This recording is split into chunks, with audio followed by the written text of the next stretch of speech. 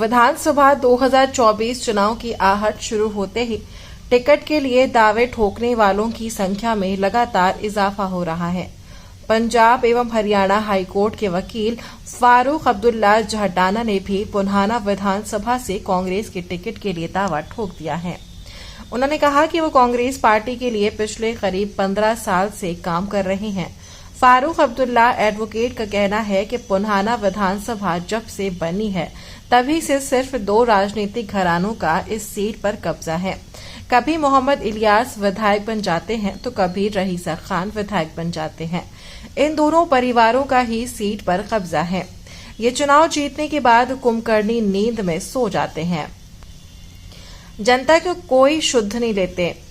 इस विधानसभा क्षेत्र में विकास कहीं दिखाई नहीं देता है। अगर इस इलाके में विकास कराया गया है तो वो कांग्रेस के समय में ही कराया गया है। फारूक अब्दुल्ला एडवोकेट ने कहा कि वो जनता के साथ जुड़कर, चाहे वो एनआरसी सीएए का मामला हो या फिर कोई अन्य सामाजिक मुद्दा हो, उस पर मजबूती से उन्होंने आवाज उठाने का काम किया है। वो जनता के साथ लगातार जुड़े हुए हैं। बिजली, पानी इत्यादि की समस्या के समाधान के लिए भी अपनी तरफ से संभव प्रयास करते रहे हैं। उन्होंने कहा कि पुन्हाना विधानसभा से कांग्रेस की टिकट के लिए आवेदन कर दिया है। उनका जहटाना गांव में शुक्रवार को स्वागत किया गया। इस दौरान उन्होंने पत्रकारों से बातचीत के दौरान कहा कि वो कांग्रेस के टिकट से इस बार मजबूती से टिकट मांग रहे हैं। उन्होंने न केवल अपनी खूबियों को गिनाने का काम किया, बल्कि पुन्हाना विधानसभा से अब तक विधायक बनते रहे दोनों नेताओं को भी इशारों में खूब खरी खोटे सुनाई। कुल मिलाकर अब विधानसभा चुनाव ज्यादा दूर नहीं है, इसीलिए कोई भी संभावित उम्मीदवार अपनी ओर से कोई कोर कसर नहीं रखना चाहता है। टिकट के दावेदारों में अब पुन्हाना विधानसभा से फारूक अब्दुल्ला एडवोकेट का नाम भी जुड़ गया है। अब देखना ये होगा कि हाईकमान उन पर भरोसा जताता है या नहीं। मैं तो ये कहूँगा, थोड़ी कड़वी बात होगी, पुन्हाना की जनता अगर मर जाए तब भी इन्हें कोई दुख नहीं होगा, लेकिन इन्हें दुख सिर्फ इस बात का होगा कि अब हमें वोट देने कौन आएगा। अगर इनको दुख होता तो आपने पुन्हाना होडल रोड की हालत देख रही, वहाँ पर निकला नहीं जाता, किसी का ट्रैक्टर का पहिया टूट जाता है, किसी का बैरिंग टूट जाता है, ट्रैक्टर टूट जाता है। आप अस्पताल में कोई अपने इलाज के लिए नहीं जा सकता, वहाँ पर बहुत हालत ख़राब है।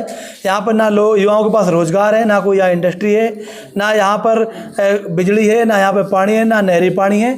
इनको इस बात से कोई मतलब नहीं। 5 साल सोते हैं। इन्होंने पार्टीबाजी बना रखी है, अपने पार्टीबाजी वाले लोगों से वोट लेके बरगला कर और फिर 5 साल के लिए सो जाते हैं। विधायक जी सत्ता में नहीं है।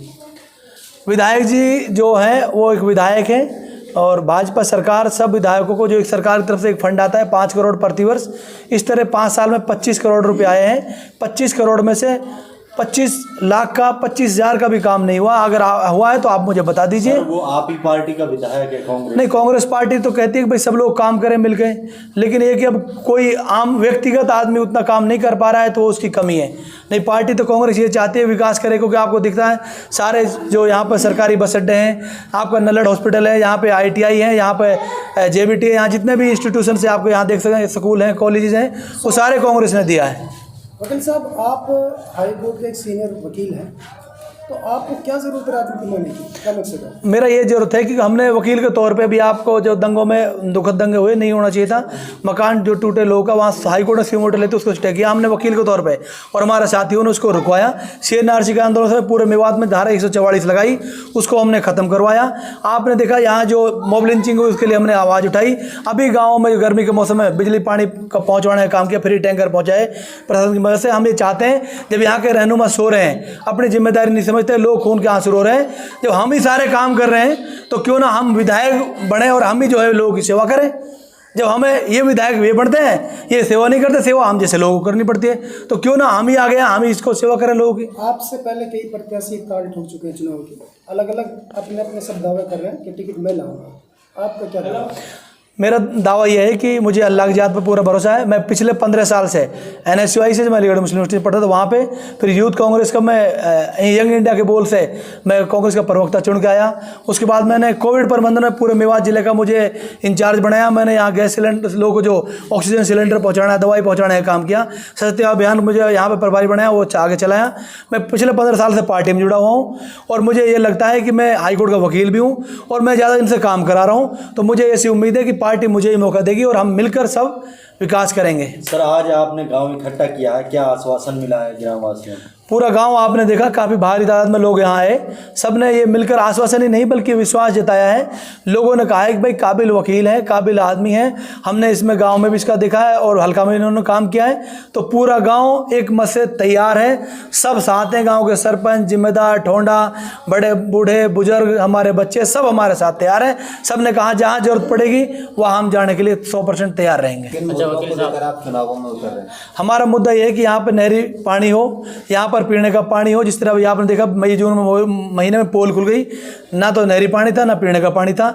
हमारा यह है कि यहाँ रोड अच्छी हो, रोड चौड़े। यहाँ पर जिस तरह चंडीगढ़ में डेली रोडों की सफाई होती है उस तरह यहाँ पुनाना में सफाई हो। धूल मिट्टी और गंदगी बहुत ज़्यादा है।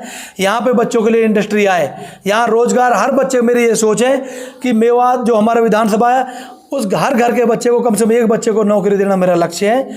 यहाँ पर अच्छी कॉलेज हो और यूनिवर्सिटी भी पुराने में बने और यहाँ स्कूलों में मास्टर हों। यहाँ सरकारी अस्पताल ये तो बने हुए हैं, बल्कि एक बड़ा अस्पताल बने जिसमें पूरे डॉक्टरों, कैंसर से लेकर टीबी से लेकर बुखार तक का हर तरीका का इलाज पुराने में हो, फ्री में हो, किसी को बाहर जाने की जरूरत ना पड़े। लोगों का कहना है कि यहाँ पे रईसा और जो दूसरे जो एमएलए हैं उनका दबदबा है। आप कैसे जीत पाएंगे, कैसे टिकट निकल सकता है? ये दबदबा कुछ नहीं है, क्योंकि डब्बे इनके रखे जाते हैं, लोग इनको वोट डालते हैं और कोई नया आदमी आता नहीं है। अब हमने कोशिश करी है, हम इनसे ज़्यादा काबिल हैं, इनसे ज़्यादा मेहनती हैं, हमने इनसे ज़्यादा काम करके दिखाया है।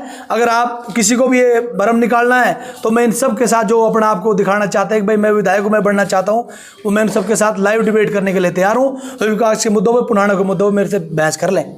हो गया, एक मिनट। वकील साहब ये बताएं कि आज कांग्रेस टिकट पे ही आप चुनाव लड़ेंगे या फिर निर्दलीय चुनाव लड़ेंगे? मेरा कांग्रेस टिकट पे चुनाव लड़ने का मन है, लेकिन मेरा जैसे मेरी समाज बिरादरी मुझे मौका देगी, ये कहेगी भाई वैसे चुनाव लड़ना तो वैसे लड़ने के लिए भी तैयार रहेंगे।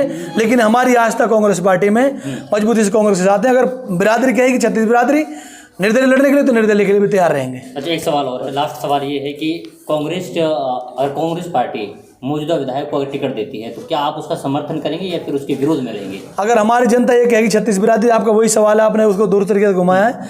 हमारा वही सवाल है, अगर छत्तीस बिरादरी हमें कहेगी चुनाव लड़ना तो हम चुनाव लड़ेंगे।